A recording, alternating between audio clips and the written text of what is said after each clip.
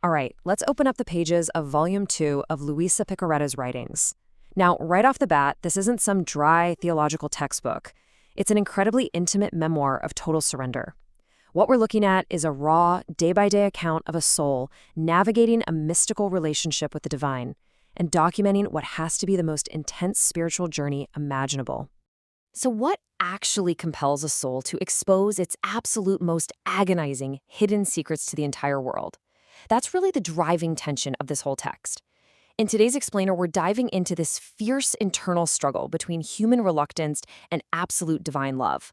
We're going to explore how a person, someone completely terrified of public exposure, was pushed by what she believed to be an obedience to a higher calling to lay her soul completely bare. You see this right away in her very first diary entry. The entry from February 28, 1899, does not start with some triumphant shout of spiritual victory. Actually, it begins with extreme personal embarrassment. She writes, "I confess the truth. I feel great repugnance. The effort I have to make in order to conquer myself is so great that the Lord alone can know the torture of my soul."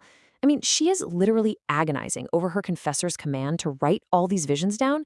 She just feels entirely unworthy and completely terrified.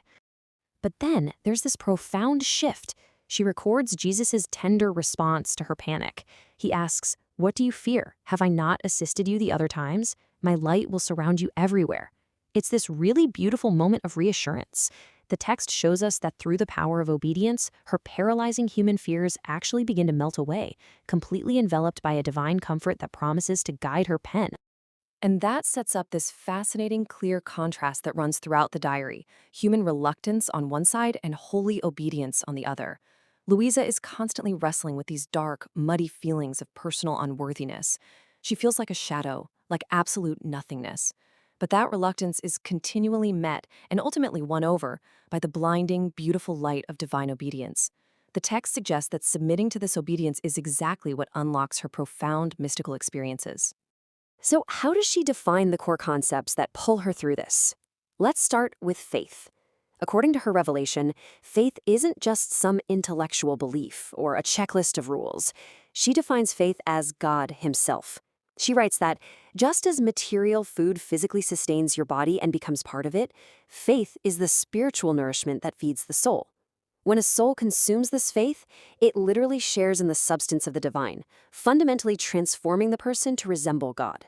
And she uses this absolutely vivid analogy to show how a soul filled with that kind of faith interacts with the world. Imagine a person who literally possesses millions upon millions in riches, just entire kingdoms. Now, what if someone walked up and offered them a single muddy cent? What would they do? They'd completely disdain it, right? They wouldn't even give it a second glance. The text explains that a soul living in true faith views earthly attachments and material wealth exactly like that muddy cent, completely unappealing compared to the immense riches they already possess in the divine. So how does a soul with that perspective actually navigate the real world? Well, she gives us another great metaphor for this: the timid bird. To avoid spiritual snares and the traps of worldly attachments, the faithful soul acts like a hyper-cautious bird. Step 1, it dwells in high places, spiritually speaking. Step 2, when it absolutely must deal with earthly things, like getting food, it descends really quickly. And Step 3, it flies straight back up immediately to swallow it safely in the heights. It's a brilliant strategy for intense spiritual preservation. But here's the catch. To live in those high places, you actually have to start at the absolute bottom. And that brings us to humility. I just love this striking visual from the text. She defines humility as the littlest plant imaginable. It is totally grounded in an absolute recognition of one's own smallness and nothingness. But here's the paradox. Because it's so small and deeply rooted in truth, its branches grow so high they reach heaven and wind their way entirely around the throne of God. True greatness here has to start from absolute smallness. There is, however, a massive trap here, and she points it out perfectly with this quote: "Humility without confidence is false virtue." This is absolutely crucial to understand. Seeing our own misery and smallness shouldn't lead us to despair or discouragement. If you just feel terrible about yourself, well, that's not true humility. True humility has to be paired with complete, unwavering trust and confidence in the divine. Recognizing you are nothing is only half the equation. The other half is trusting that God is everything. She visualizes this relationship using the imagery of a shadow and the sun. comparing the soul to the shadow and God to the sun. Think about it for a second. A shadow has zero independent existence. It only exists and moves because the dazzling light of the sun is hitting an object. The second the sun shifts, the shadow changes. If the light goes out, the shadow vanishes entirely. Lucia sees her soul as utterly dependent on the mystical sun of the divine for its very existence. To push this idea of reliance even further, she uses this fascinating 19th century analogy, the steamer ship. When you board a huge steamer ship, you don't have to take a single step of your own to cross the ocean. You just stay on the ship, blindly following its trajectory, and the ship's massive engine does all the work. She explains that by yielding our own will entirely and placing ourselves in God, we are carried effortlessly forward to sublime heights of perfection. It's 100% his power, not ours. Now, I should point out, this diary isn't just full of peaceful, comforting analogies. The tone of her entries frequently shifts to something much darker and far more frightening. She records these solemn, terrifying visions of global chastisements. The text details visions of divine justice sweeping the earth, contagious diseases, destructive hail, and a terrifying cup of blood literally threatening humanity. She reports that Jesus shows her these apocalyptic scenes as the inevitable result of humanity's rampant sins, ingratitude, and deep-seated hypocrisy. And that actually brings us to the emotional climax of her intimate memoir. Faced with these terrifying visions of destruction, she doesn't hide. She steps right into the gap with a fierce, completely selfless plea. She says, "Pour your bitternesses into me," or rather, "Pour the chastisements upon this sinner, for I deserve them." She literally begs to absorb the divine punishment into her own body and soul just to spare humanity, and specifically to spare her own town of Corrado. She offers herself as a total victim of substitution. This substitution builds into a visceral, mystical exchange of suffering. The text describes this process incredibly intimately. Step 1, she draws near to his side. Step 2, she drinks what starts out as the sweet milk of divine love. But then step 3, she willingly accepts the intense, agonizing bitterness of the world's sins and the pending justice. She shares intimately in both his divine sweetness and the excruciating pain he feels for a broken world.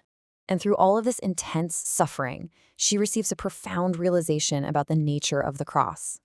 The text really emphasizes the number one here. There is only one cross. Now, it might be made of various different pieces of wood, representing the different types of suffering we all endure. But ultimately, it is one singular cross, and it leads to one unified heaven. Suffering, in her view, isn't just random bad luck. It's the specific, precious wood used to build our place in eternity. But what actually causes the greatest suffering? Surprisingly, she notes it isn't always the obvious, loud, worldly sins. It's hypocrisy. The text neutrally reports Jesus' profound sorrow over those who perform holy works, attend Mass, and act devoutly, but do it for selfish esteem or with poison in their hearts. These poisoned works pierce his heart the most deeply because they come from his own followers.